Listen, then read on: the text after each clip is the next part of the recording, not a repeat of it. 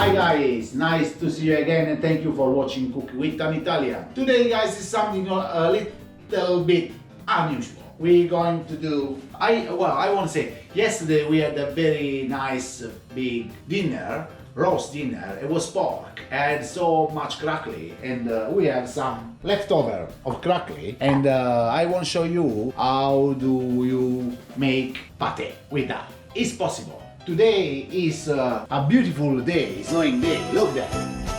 Look like Alaska. We have to do something very winter, and we start. We need just crackling, some onion, mustard, salt and pepper, and the blending to do the pate. Okay, easy. We put, you see, the crackling. Huh? David, you want to try one? No? Okay. Crackling inside. We chop some onion. You don't have to be, because there we're gonna blend everything like this.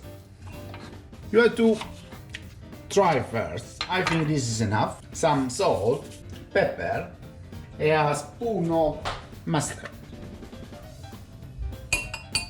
I'm sorry guys, but okay, now we start. Slowly, we're gonna make